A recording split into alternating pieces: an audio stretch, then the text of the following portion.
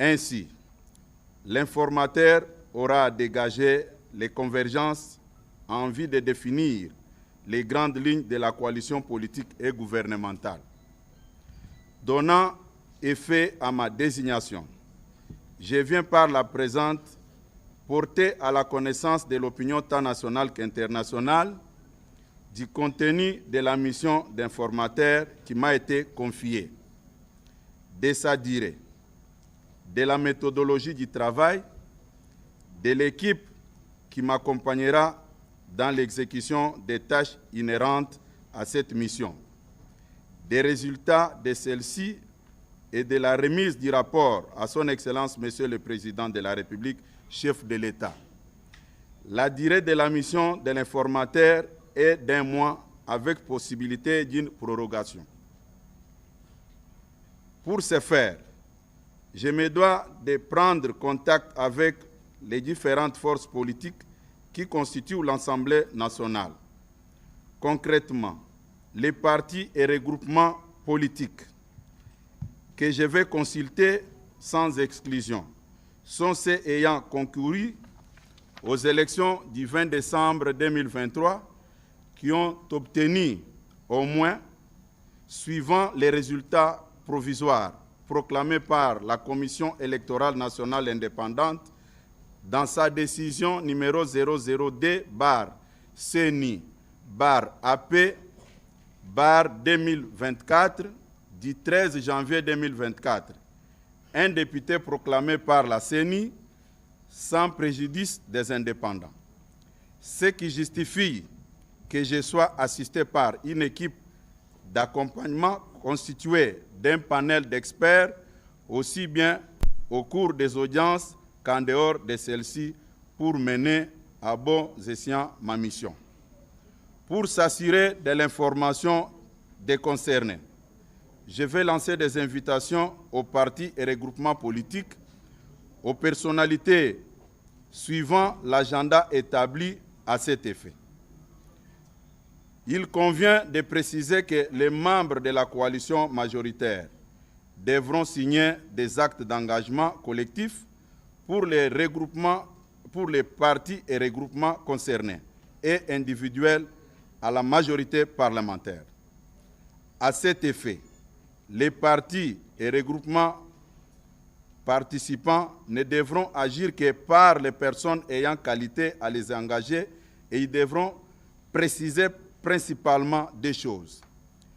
Déclarer leur appartenance ou non à la coalition majoritaire qui sera mise en place pour former le gouvernement et en cas d'acceptation déclarative de leurs députés. À l'issue de ces travaux, il sera dégagé le nombre de partis et regroupements ainsi que les élus qui, sur les 477 actuellement proclamés par la CENI, feront partie de la coalition gouvernementale. À la fin de ces consultations, je ferai rapport de cette mission à son Excellence, Monsieur le Président de la République, chef de l'État, en précisant notamment les équilibres par espace géographique.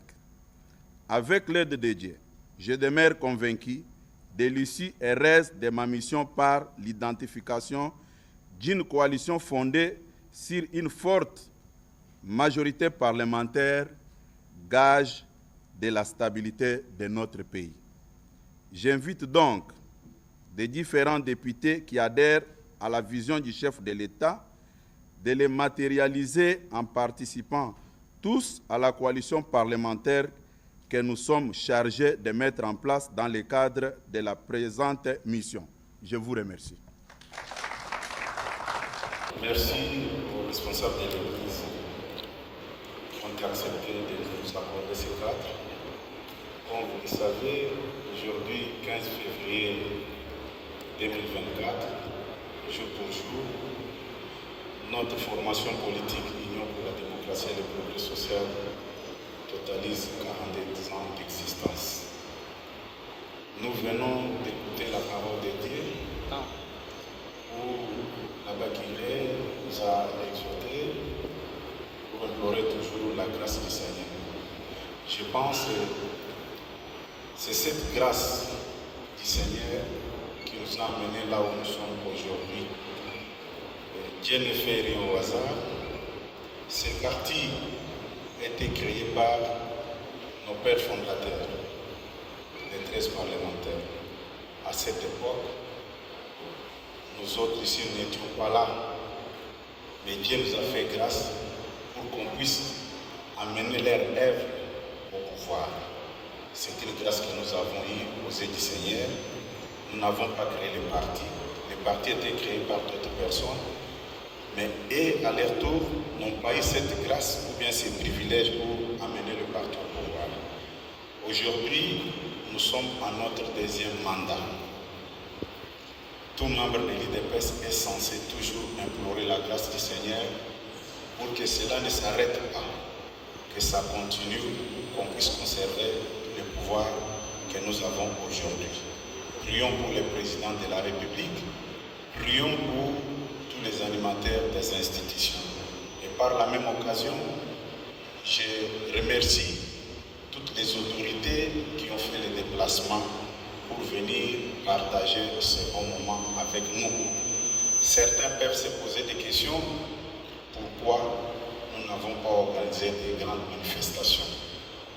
Mais il n'y a pas un grand privilège ou une grande joie si on consacre tout entre les mains de Dieu. Je vous souhaite un joyeux anniversaire. Merci pour avoir fait les déplacements. Bon retour chez vous. Merci.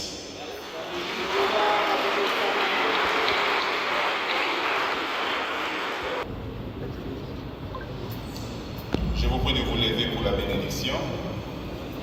Le Seigneur soit avec vous. Et avec votre esprit. Discours sans papier.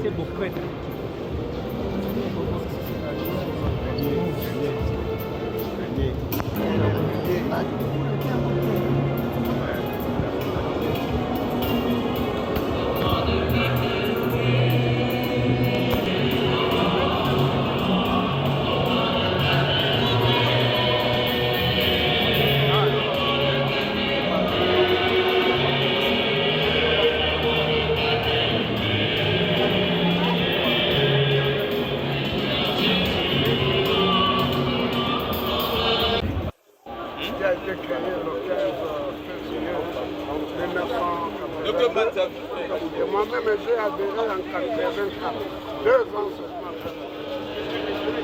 Ça nous rappelle les différents épisodes que nous avons. Les pères fondateurs, la plupart sont partis. Ils n'ont pas pu assister à l'accession au pouvoir de l'UDPS. Aujourd'hui, le président Félix est là.